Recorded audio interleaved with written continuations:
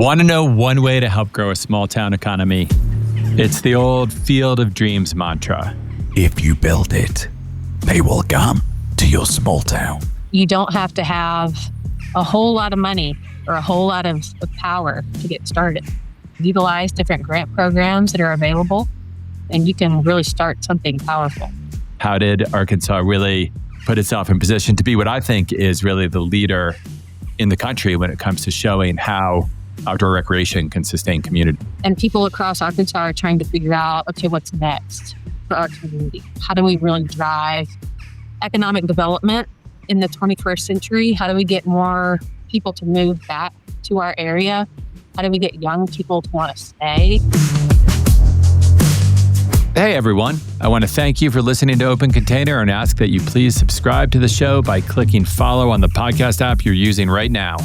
Following the podcast is the best way to ensure that we will continue to crack open the container every single week. Thanks, and let's get back to the show. Welcome to Open Container. I'm Doug Schnitzbein. I'm a journalist, writer, and overall lover of the outdoors. I've fought wildfires, reported on national politics, published magazines, and once cracked a helmet in half on a mountain bike crash and walked away. On this podcast, we're going to have an open conversation about culture, conservation, policy, business, issues that matter the most to the outdoor community. Let's get some. Want to know one way to help grow a small town economy?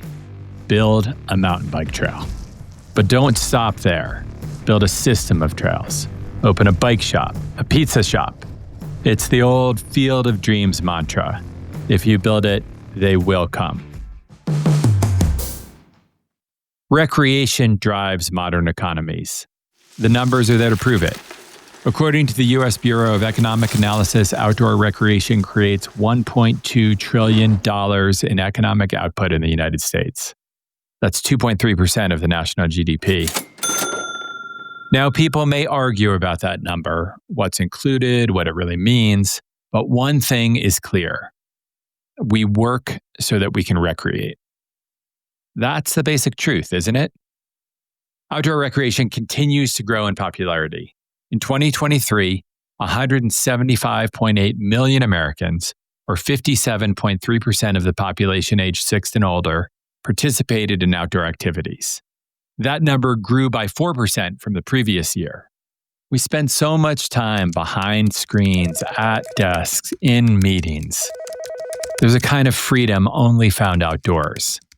And that freedom doesn't just drive economies in the measurable sense, goods sold, services used. It also shapes how Americans build their lives.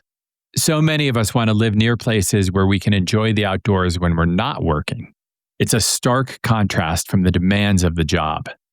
And though we seem enamored with tech, social media, and AI, the digital world can be confining, hectic, and exhausting. Where we really find ourselves is on the trail, in the saddle, hunting, fishing, ultra running, bird watching, maybe even just forest bathing, reconnecting in some way to the vast web of life and species we're a part of. The world is closing in faster and faster around public lands, open spaces, mountain towns, and rural communities across the United States. With telecommuting and the ability to work online from anywhere, everything has gotten closer. And the way we work has changed too. That leaves many small towns and rural communities in a difficult position. They want to keep their character, to continue being the hardworking communities they've always been, and yet they need to survive economically. A prime example of building an economy around outdoor recreation is Fruita, Colorado. It was once just a small farming town. People would buzz through it on their way from Denver to Moab, barely thinking about what was hidden in the desert around them. For years, dirt bikers had carved out trails in places like Rabbit Valley and on the mesas above the Colorado River. Eventually, mountain bikers discovered these trails and began purpose-building them for bikes. The cycling community took notice. Nearby Moab had great trails, but many were old Jeep roads, rocky, fun, bone-rattling, even the classics. Fruita's new trails, by contrast, were smoother, dream rides for mountain bikers. As word spread, more riders came to Fruita. The town began to embrace its new identity as a mountain biking destination. And while that kind of change doesn't always come without conflict, there can be tension when newcomers move in and try to reshape the culture. Fruita was largely supportive. It held on to its dinosaur museum and its agricultural heritage, and a new identity was born alongside them. In the late 1990s, Over the Edge Bike Shop opened. At the time, Fruita was in a tough spot. Agriculture was bleak. Stores had closed. But now the town brings in over $42 million a year in economic benefits, thanks to mountain biking. It's hard to deny that kind of revitalization. Now, perhaps the biggest outdoor rec success story? Bentonville, Arkansas. In the early 2000s, Bentonville made a bold move to become the mountain bike capital of the world. That push, backed by the Walton family, owners of Walmart, which is headquartered there, seemed ambitious, maybe even crazy at the time. How could Arkansas compete with places like Crested Butte, Colorado, or Moab, or California, where mountain biking is already a way of life? The answer was community and community engagement. Bentonville prioritized building trails with a fantastic connected system throughout the region that gave riders of all ability levels something to explore. But truly, the difference was in the town itself, deciding to stake its economic future on fat tires and a new kind of economy, one based on outdoor recreation, on clean living, on openness. Bentonville didn't just build trails and open bike shops. The town encouraged people to move there, to build a life. At one point, they were even offering new residents a free bike and $10,000 if they relocated. And it worked. It really worked. Bentonville proved that mountain biking isn't just about extreme trails or epic views. It's about lifestyle. It's about the commitment to making riding a part of everyday life. It's about balancing work with passion and time outdoors. The success of outdoor recreation as a tool for rural development hasn't gone unnoticed by state governments. Today, outdoor recreation departments, known as ORECs, exist in 24 states, from North Dakota to Tennessee to Maine to New Mexico. These offices work to ensure that outdoor recreation is part of the economic strategy, integrating it with local communities, small businesses, and the new residents moving in, chasing the American dream. A good job and beautiful places to enjoy when we're not stuck in front of a computer. OREC offices are doing important work, making sure the outdoors continues to be protected, enjoyed, and beneficial to everyone. And no state has done this better than Arkansas. The Arkansas Office of Outdoor Recreation has been busy helping show other states how to build departments that listen to local communities and help shape better futures. My guest today has been at the forefront of that effort and of outdoor recreation leadership in Arkansas. Katherine Andrews is Arkansas's first director of the Office of Outdoor Recreation within the state's Department of Parks, Heritage, and Tourism. She has testified before Congress for the Explore Act and the Flatside Wilderness Additions Act. She has also been selected to be the chair of the Confluence of States, a bipartisan organization of offices of outdoor recreation from across the country.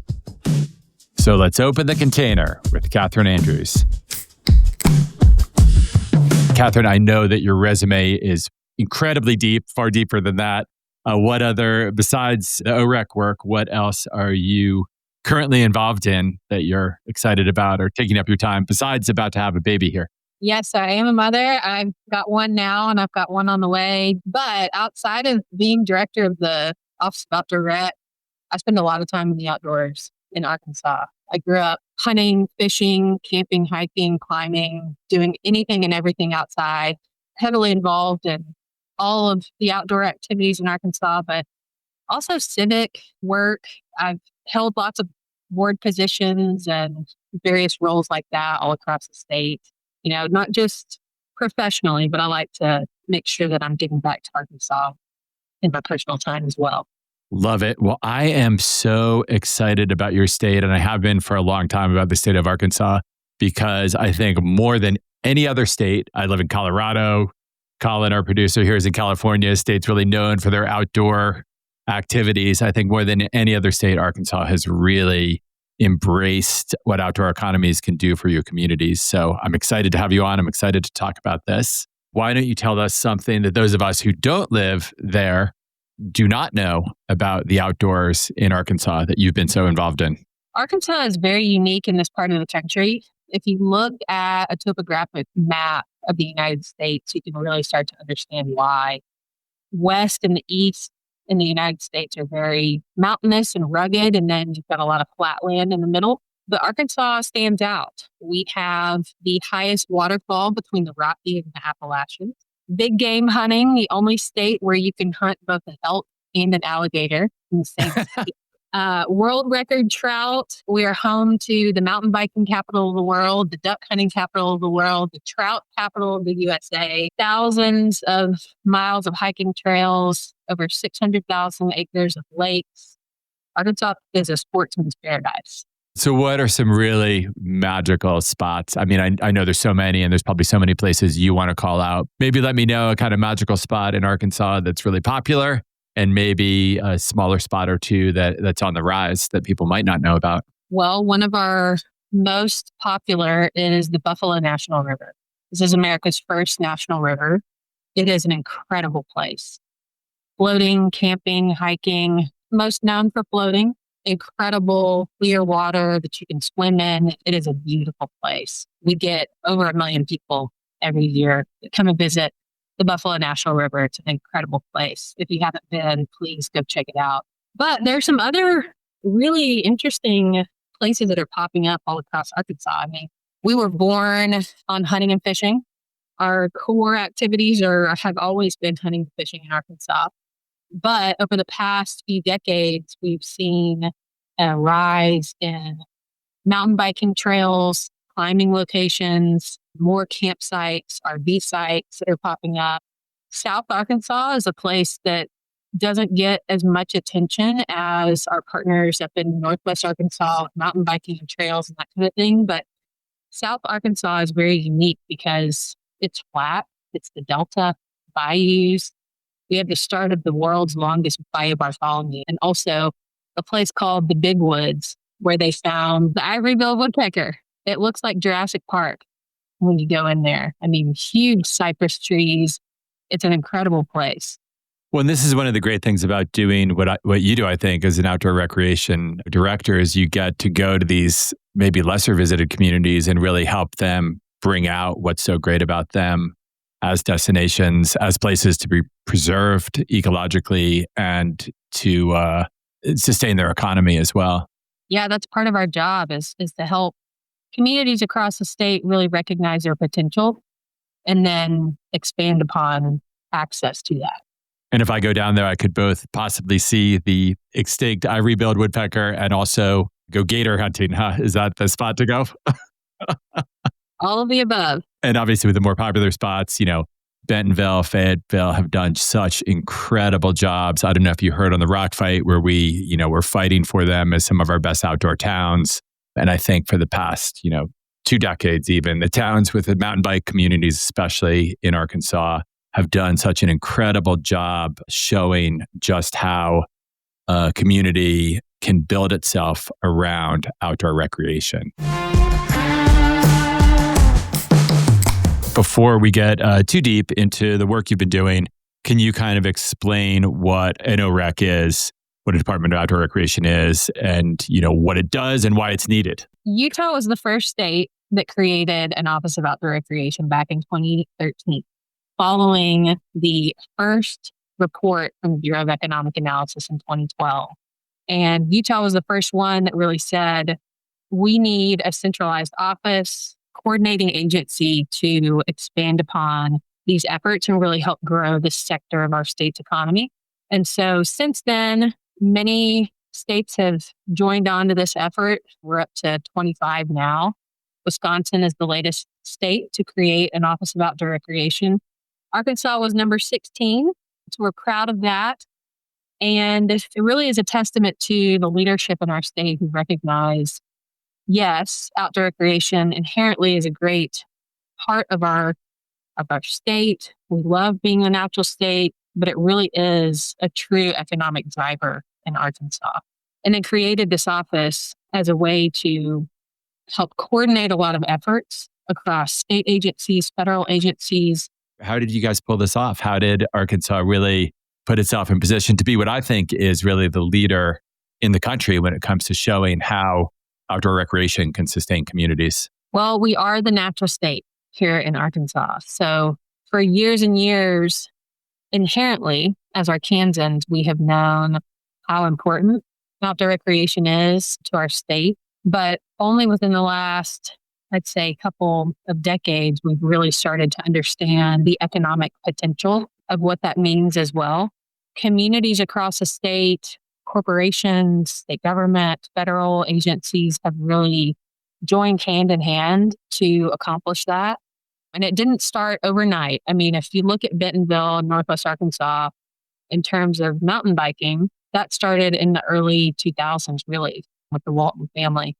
They started building a couple miles of trail here and there and expanded upon that over time. One thing we like to encourage our communities, mayors, county judges, elected officials, economic developers, chambers of commerce across the state in Arkansas is you don't have to have a whole lot of money or a whole lot of power to get started. Just build a couple miles of trail here and there, utilize different grant programs that are available, and you can really start something powerful. And what is different about the Arkansas OREC compared to ORECs in other states and the way other places do it?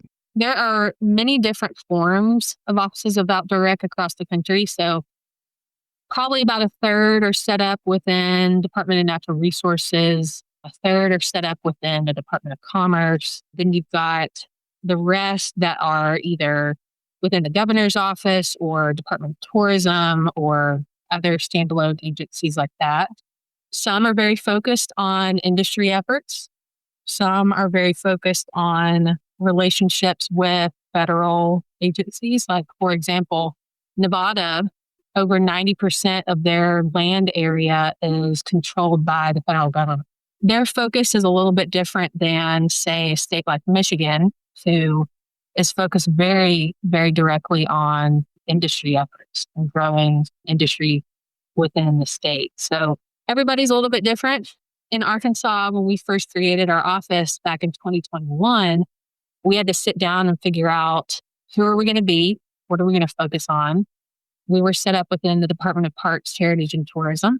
I have a very strong background in economic development, brought a lot of that knowledge and expertise to this role. We had to sit down with our advisory board and figure out what's our mission statement? How are we different from state parks? How are we different from Arkansas Game and Fish Commission? Where is our niche and our value? And what we ultimately came up with in our mission statement is that we leverage the state's natural assets to grow the outdoor recreation economy. The philosophy and thinking in that is that if you build it, they will come. If you help create these spaces and places for people to go outside, that then helps the industry as well. You get more people outside, you create more trails, you help build more access. More people then get outside. More people that are outside then are more likely to buy a hunting and fishing license or are more likely then to go and hire a guide for the weekend. By helping create and build upon infrastructure, build upon resources within the state, not just physical places to go, that then engages more people to get outdoors and use outdoor products as well. And that makes everyone happy too, right? That makes the locals happy because they have more places to enjoy and they feel like someone's invested in them. And it also shows that you can create an economy on a fairly stable, recession-proof industry, right? Yeah, and a very bipartisan industry as well. That's one of the great things I think too about, your state in particular, which isn't known necessarily as being left or right, but can drive up the center and show people that outdoor recreation isn't a partisan issue, which is really important.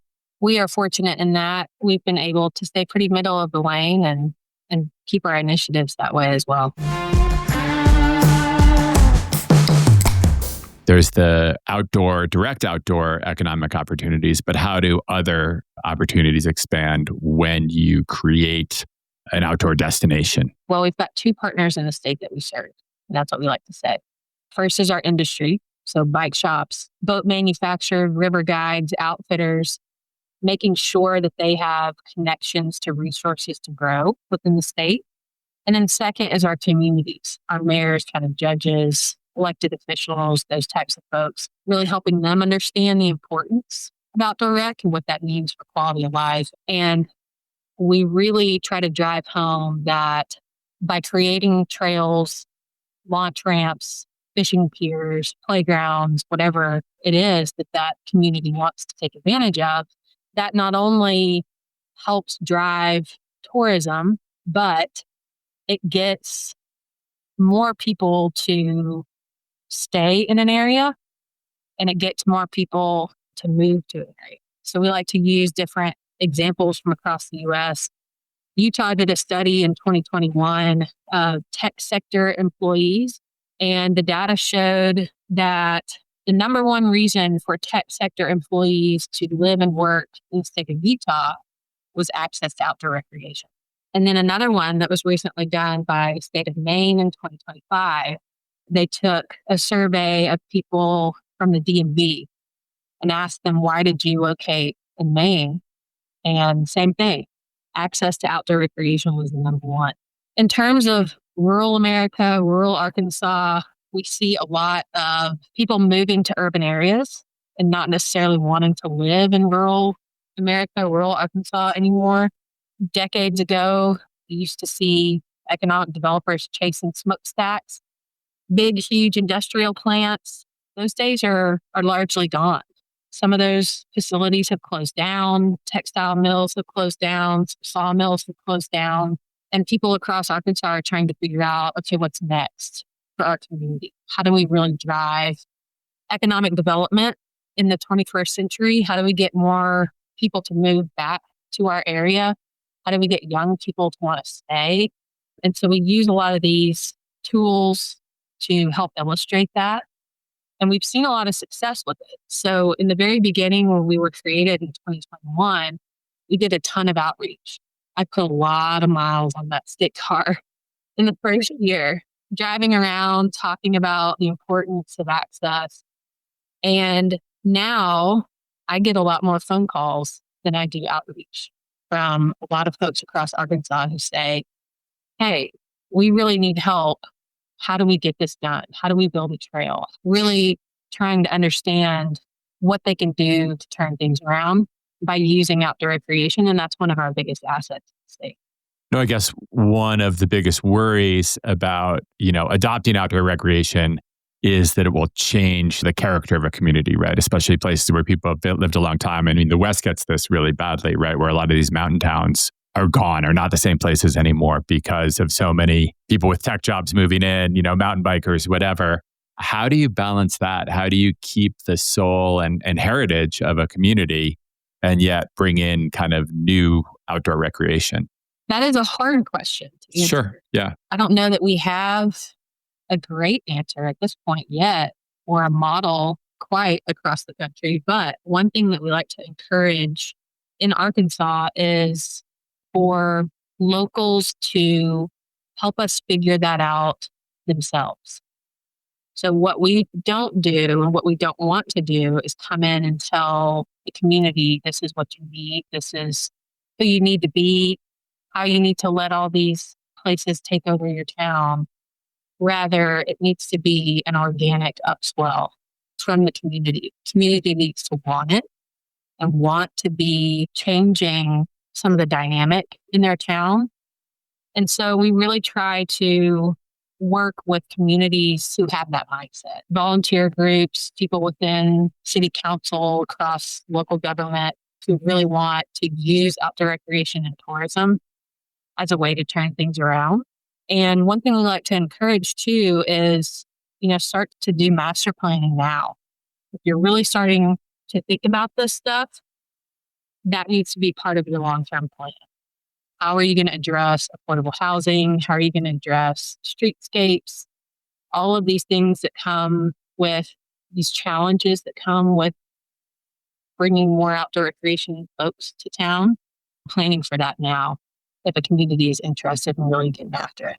Yeah, and it seems that with your job, this is the difficulty of your job, right? In the one way, it's great where you can build mountain bike trails and people will come. But then there's so much nuance and so much complexity and so much trying to make this mosaic of how an economy works, how a community works to all fit together in what you're doing. Yeah. And we see most of the communities in Arkansas, they want it really badly.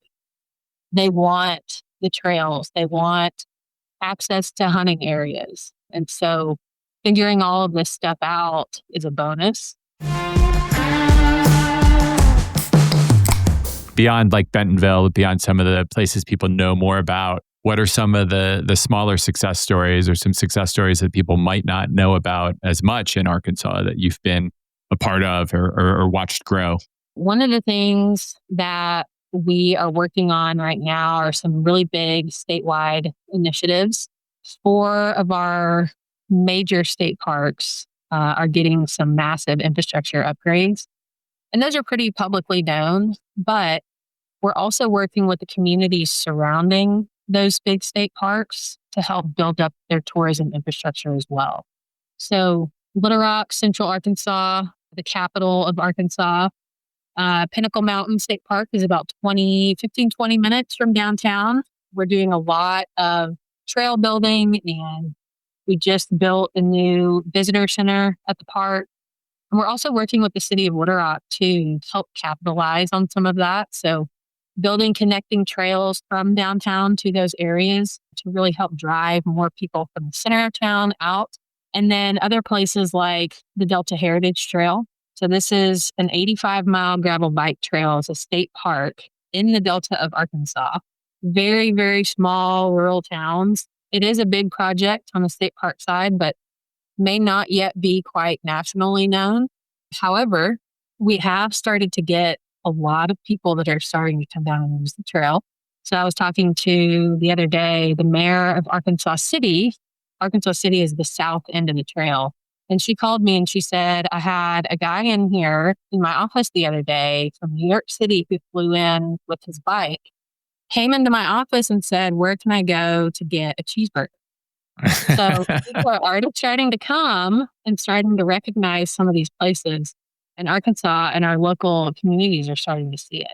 Biking, especially in the Delta. Delta is very flat. It's farmland. Our locals are starting to use gravel trails and road cycling as a way to draw in more tourists.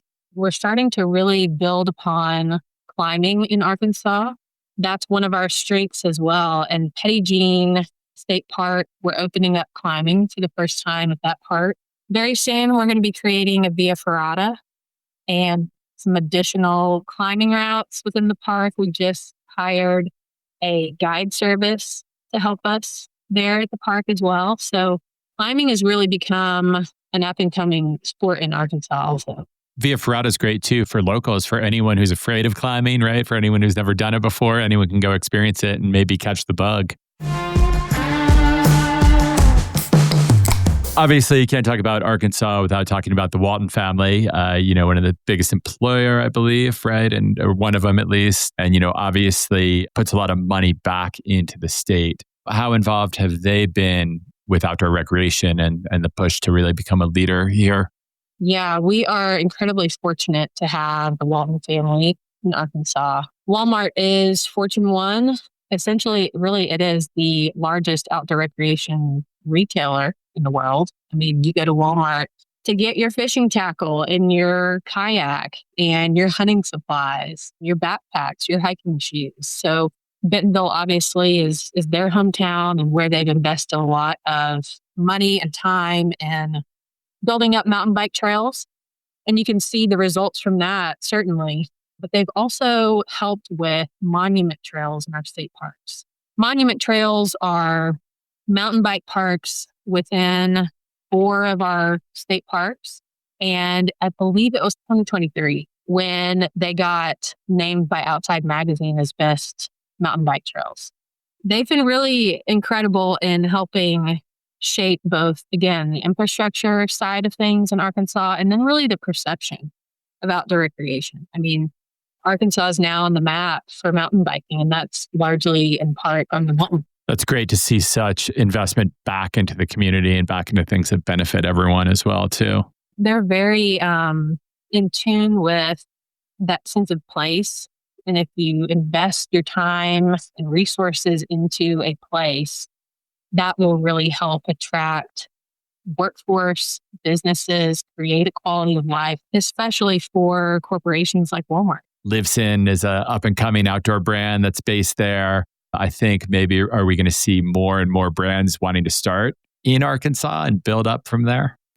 We are, yeah. We've already recruited multiple different companies from across the U.S. to come to Arkansas. A lot of cycling brands are starting to relocate to Arkansas, specifically Northwest Arkansas, to be in that scene, be around people of like minds, be around the workforce who have skills in that industry. But we're also seeing a lot of recruitment from companies outside of cycling. So the hunting and fishing space as well. Arkansas has a huge cluster of boat manufacturers. We see a lot of movement into Arkansas of companies who are either subsidiaries of those or related to that sector of the industry in some way. And then a lot of growth from local companies in duck hunting and climbing. I mean, we've seen it all across the board. It's exciting. As Arkansas continues to grow and as it continues to gain kind of capital in the outdoor industry, how do you think it's poised to really be a national leader in the outdoor space? We're doing a lot of work on the legislative side, the policy side, to really get in front of that kind of thing. During legislative session, we worked a lot with our legislators on creating new pieces of legislation, as well as creating amendments to some of our big recreational use statutes. This year as well, we put forth legislation to create the rules and the terms of how to operate a bike park in Arkansas. We also got the Office of Outdoor Recreation codified this year. So really working with our legislators is one of the big ways that we like to do that. What can Arkansas teach other states when it comes to developing, especially states that don't, states that have OREC, sure, but what about states that don't yet have an OREC? What would you be able to teach them in setting up an OREC and also in, engaging with community? Sure. I've been fortunate to be able to be on some phone calls with the Outdoor Recreation Roundtable folks and prospective states who want to create offices of outdoor recreation, and really using a lot of the experience that we've had and that I've had here in the state to help illustrate why an office of outdoor recreation is needed.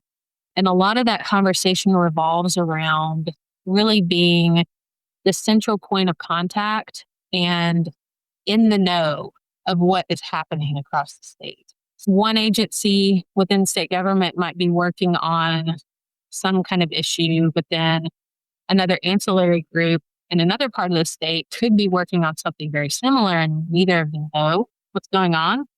And so it's our job within the Office of Outdoor Rec to really understand what's happening across the state, to be able to connect these folks. And that's one of the real big drivers of value that we see as being connection points, being able to facilitate collaboration for initiatives, public-private partnerships, that kind of thing. An example of that, recently we had a state agency working on our Arkansas Game and Fish Commission, working on trying to figure out how do we get more people buying hunting and fishing licenses.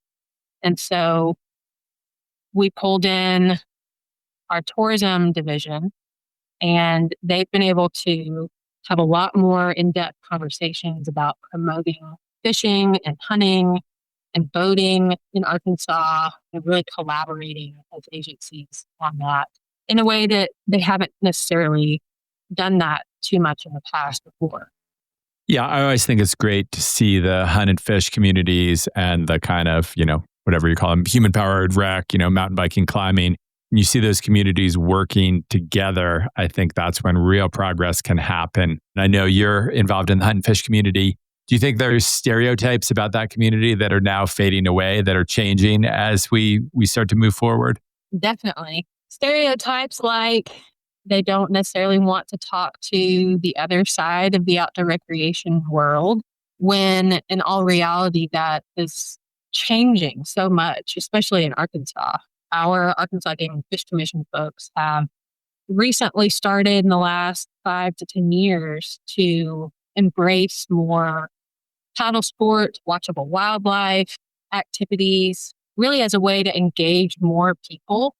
Again, that philosophy of thinking, if you engage more people, if you get more folks outside, engaged with the outdoors, that they're more likely then to buy a hunting and fishing license or those types of products. We've seen our hunt and fish folks really get on board with more trail development, equestrian use, mountain biking use. The Trails at Mina project is a really good example of that. Once it's done, it will be the largest mountain bike park in the country, we hope. In Mina, Arkansas, about 2.5 hours south of Bentonville in the Ouachita Mountains, and about 1,300 feet of elevation. So you'll be able to ride a lift from the bottom all the way up to the top, which is a state park, and then ride your mountain bike down all the way back. So this is a huge project both for state parks and the U.S. Forest Service, but we've also visited very closely with our backcountry hunters and anglers in that area to try to collaborate on how do we create more of these mountain bike trails and hiking trails, but also not disturb our bear hunters, our deer hunters who have historically been on that part of the mountain. And so there's a lot more discussion and open communication about what all of that looks like than there really has before. Yeah, and I think that brings up a really great point, which is, outdoor recreation is always great, but it's also a use of the land. And I think hunters especially, are really interested in conservation and conserving species and, conserving the land for its own good, and not just building trails everywhere, despite the economic benefits there. So that's also a difficult line to walk, right? How can you conserve while you also develop? We're not making more land. And so we all have to work together to figure out how we're going to use it in harmony.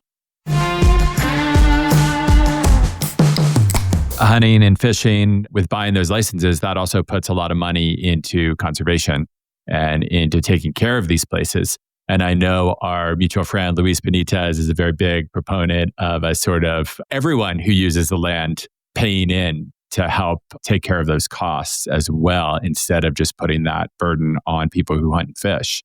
Is that something you think about? In some ways, and in Arkansas, we really kind of addressed that issue in one way. So we have what's called Amendment 75 that was created, I believe, back in the 90s. Amendment 75 creates a portion of Arkansas sales tax goes into a fund to fund conservation. So it goes to Arkansas State Parks, Arkansas Game and Fish Commission, Arkansas Natural Heritage Commission, and the Keep Arkansas Beautiful. Our forefathers have really been instrumental in thinking through some of those issues. And so we see a lot of money, if you go to the grocery store, if you go and you get gas or, buy a TV, part of that sales tax goes into conservation and goes into building trails, building cabins, building fishing piers, that kind of thing in Arkansas. And so people are inherently already in tune with a lot of that stuff right now. Well, that's great to hear. Just another example of how well your state is kind of thinking this through and building it up. It's really a great model, I think, for everyone else. Now, we talked about your OREC and other ORECs.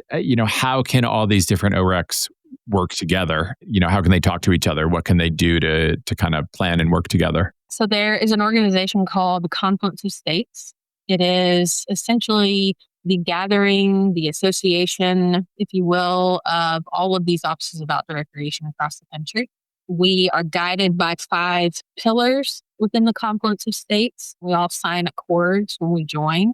And essentially that gives us a roadmap, a guidebook of how to operate together. We also have gatherings twice a year. We have monthly calls where we get on and we talk about different challenges that we're having in our states, different initiatives that are taking place, really as a sounding board for what's going on. Because again, like I've said, the first office was created in 2013. That's not that long ago. So these concepts of these offices of outdoor recreation are still fairly new in terms of state government world. And so it's imperative that all of us have this network, this convening where we can bounce ideas, challenges off of each other. Well, I'm guessing that these departments are springing up because outdoor recreation is only becoming more popular, only growing. And I know you told me that in your state, you are tasked with doubling outdoor recreation over the next 10 years. How are you going to do that? What's the plan to, make that sustainable and fruitful over the next decade? Governor Sanders has tasked us with doubling the outdoor recreation economy in 10 years. So that means growing from 3.5 billion in 2022 to 7 billion in 2032, using the Bureau of Economic Analysis numbers. So a couple of years ago, we commissioned Heartland Forward to do a big economic impact study for us, really diving deep into those BEA numbers and helping us understand where is our growth potential within the outdoor rec economy in Arkansas. How can we move the needle? If this is our task, how do we accomplish it? We were able to pull out about 4 different categories within the outdoor rec economy and the industry to focus on. Number 1 and number 2 really are going to be more along economic development strategy. So boating and fishing, hunting, shooting, and trapping. Those are 2 where Arkansas already excels. Like we've already talked about, those are core to Arkansas's outdoor recreation identity.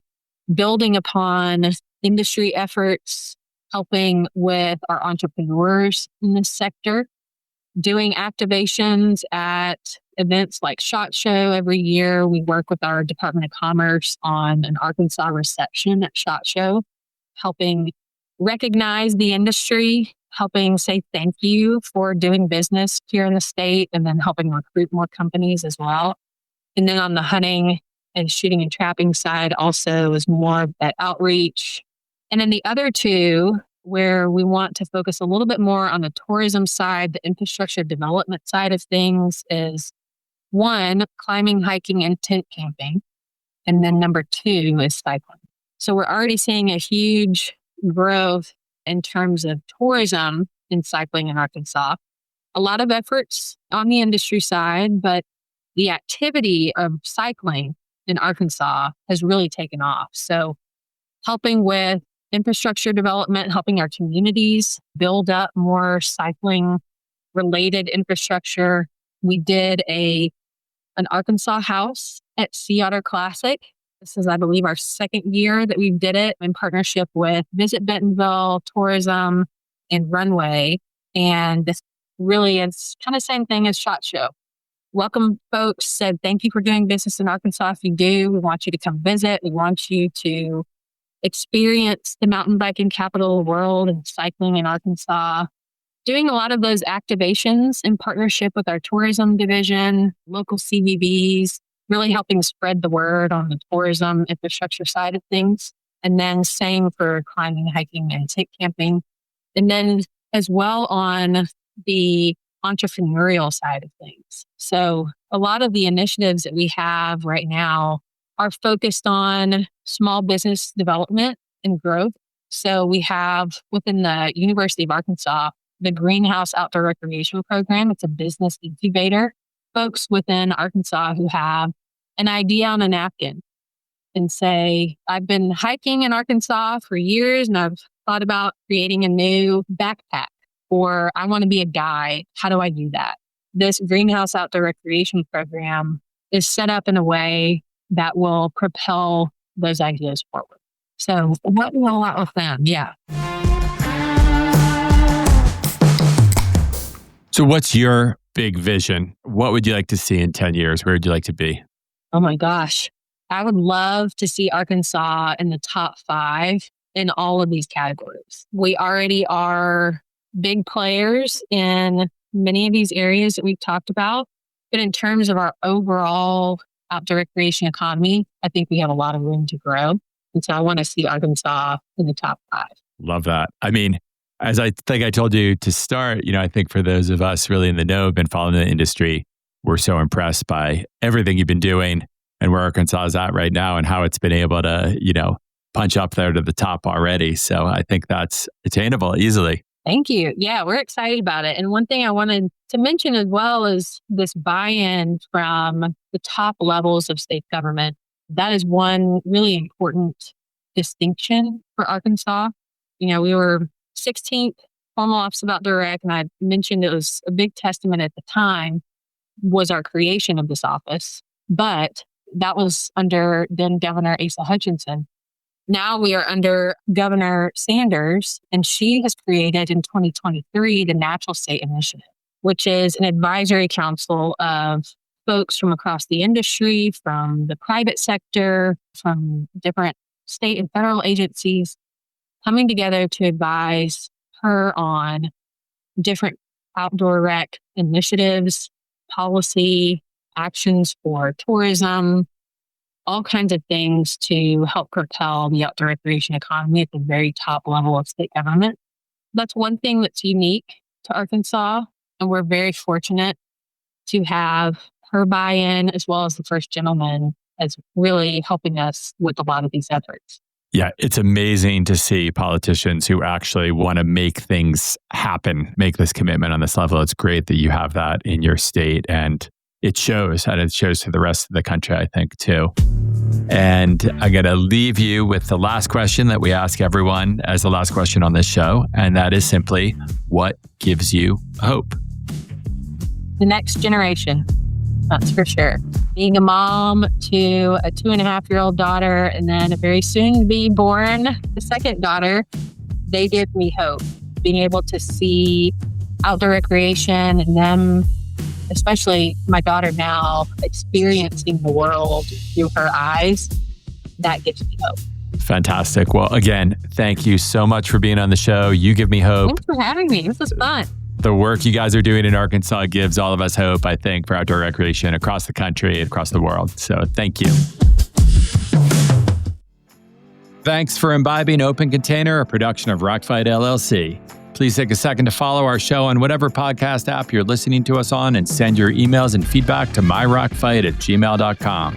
If you want to learn more about the potential and success of outdoor recreation departments, pick up Luis Benitez's outstanding book, Higher Ground: How the Outdoor Recreation Industry Can Save the World.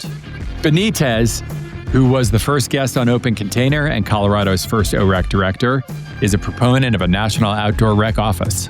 Our producers today were David Karstad and Colin True. Art direction provided by Sarah Genser.